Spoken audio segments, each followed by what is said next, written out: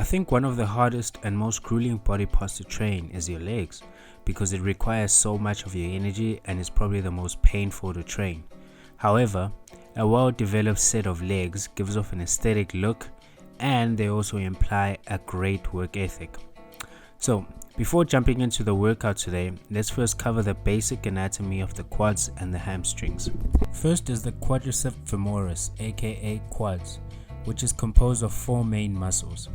The vastus lateralis, which is positioned on the outer part of the quad, the vastus medialis, which is positioned on the inside of the quad, the vastus intermedius, which is positioned right between the two, and then you have the fourth muscle, which is the small rectus femoris, which is positioned on the upper portion of the quad. The hamstrings, on the other hand, consist of three muscles: the semimembranosus, the semitendinosus, and the bicep femoris.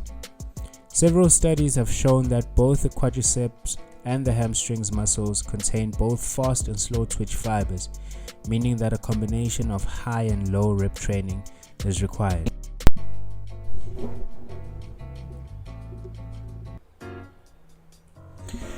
Okay guys, so the first exercise that I started off with was the leg extensions. I did about, I would say, I never actually count my sets. Like, I have an idea, so I walked into the gym thinking I would do about 4 or 5 sets. I think I went up to about 7 sets, doing close to about 20 reps. A rep range of 20, between 20 and 12. As I mentioned earlier, the quads and the hamstrings contain both fast and slow twitch muscle fibers, so that's why for this particular exercise I was using quite a high rep, moderate weight combination. So why I started off with these leg extensions was, a lot of people will start off with squats, but for me, I like to start off with exercise such as a leg extension because I think it activates both my quads and my hamstrings if I jump over to lying leg curls, which I'll show you later.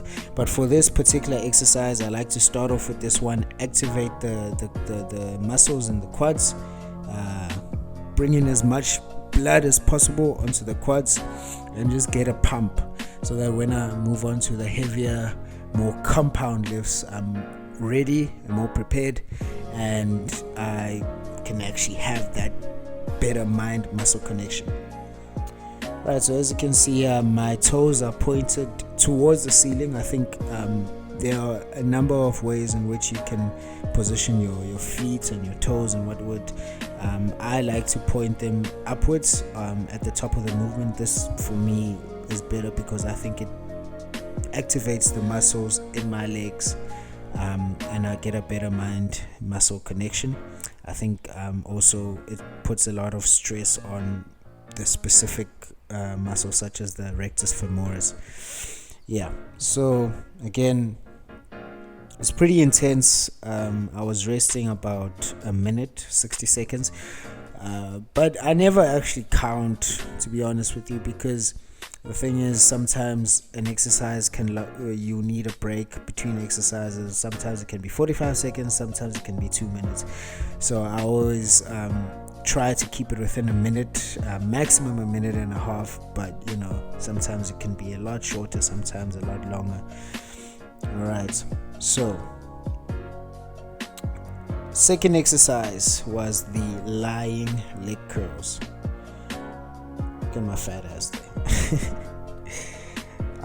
Again, I did the same number of reps, moderate weight, and I was doing about 20, a rep range of between 12 to 20. I did 7 sets as well. Again, this for me is just to get as much blood into the entire leg. Alright, so for this particular exercise, I wanted to get as much blood into the hamstrings to prepare myself for the heavier compound lifts such as the Roman deadlifts and the leg presses. So again, with the lying leg curls is very important. Your foot positioning is very important. How you position your feet will affect either the inner or the outer part of your hamstrings. So with me, I like to keep things simple. So I put my foot positioning and my toe positioning were at a neutral position. So that means it's hitting both the inner and outer hamstrings in a equal manner. And so if you notice, I try to keep my ass as low as possible. Because I was doing quite a heavy weight on this set, you can see that I'm actually quite cheating. So my ass is moving out from the cushion or the seat. That's actually not good form, but sometimes, we gotta lift that weight. Okay, so the third exercise that I did was the stiff-legged deadlifts. As the name says, you try to keep your legs as stiff as possible. The hamstrings works primarily the hamstrings, but it can also work the lower back. The trick for me for an exercise like this is to always keep the back as straight as possible. I never want to curve my back. You're just going to be prone to injury if you do that. So I always try to have a slight bend on my knees, not lock them out because I don't want to put any stress on the knee joint. And then I always try to keep them as stiff as possible. I make sure that my feet are planted to the surface. This again is just to put more pressure on the hamstrings, activate the muscle fibers, get the blood in there. I think I did about 4 sets here, went up to about 70 kilos. I don't even remember. But again, I never really look at the weights. I think what's more important is the movement, how you do the movement, how you recruit your muscle fibers, and that will result in you growing. So yeah, here's the heavy set. Always gotta be safe. Got my belt on, psyched myself up, covered my ass. And if I'm not mistaken, I think I did about close to 8, maybe 9 reps. Not too sure with this set. But again, the whole purpose of this is to target the hamstrings, the overall hamstrings, not just the inner or outer. This exercise will target both sides of the hamstrings.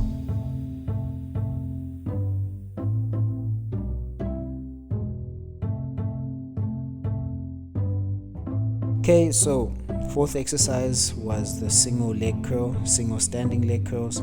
This is an isolation exercise. This was basically to finish off my hamstrings training for the day. With this exercise, I never ever go heavy.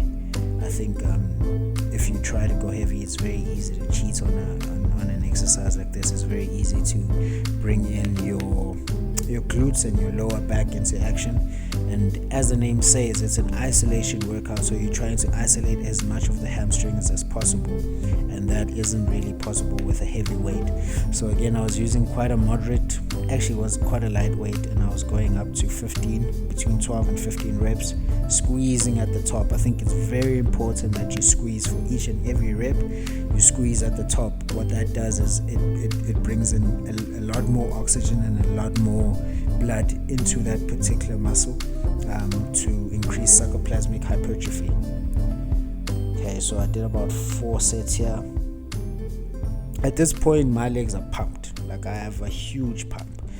Right, so the most important thing between exercise and between sets is to always keep your rest periods as short as possible, whereby you have enough in the tank to go for the next set, but also you're still breathing a bit heavily. I think that's really important, because if you take too long a break, 2-3 minute breaks, I think that breaks away from your intensity. It makes you depletes the pump. To be frank, it actually depletes the pump. So for me, I like to keep the rest periods as short as possible, 45, 60 to a minute and a half. I don't mess about. Now, final exercise was the leg press. So if you notice here, I've only done one exercise that targets my quads. It was a primary hamstring day. but I had to finish off with the quads.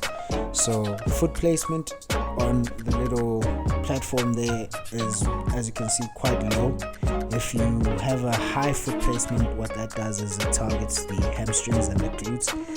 The lower it is, the more it targets and the more it activates the quadricep muscles. So again, I did quite a moderate weight here. I think I did about a rep range of 15 to 12, maybe 20 to 12, I don't even remember. But again, the focus here is to try and move the weight pushing through the palm of your feet. So pushing through your heel, trying to keep your quads as static as possible. Push your ass onto the seat. I think that's a big mistake that a lot of people make. It was also a mistake that I used to make, was lifting your lower back and your bum off the seat. I think what that does is then it takes away all the tension out from your quads, and it puts it onto the hamstrings and sometimes the lower back. So the trick here is to always grab the handles really tight and keep your bum firmly placed on the seat. So I did about 3 sets here to finish off. I did 3 sets, 12 to 20 again. Short rest periods, drinking as much water as possible. I actually drank about 4 liters of water today as I was training. So that's the key for me when you're training legs, is to always keep hydrated. Always ensure that you have eaten properly throughout the day. I don't like to train legs earlier in the day. I think for my body, I always like to have some meals in me. So I will typically have about 3 or 4 meals before going and training legs, especially when I'm going to be doing heavy compound movements such as squats. So definitely always ensure that you're hydrated. If you do take supplements, ensure that your supplements are on point and that you have enough meals for you to eat. Okay, so that was it for me. That was the leg day, Friday night leg day. That's a sad way to spend a Friday, but I love this shit. So finished off with the leg press, and then I hope that was informative, guys. I'll see you back at the house.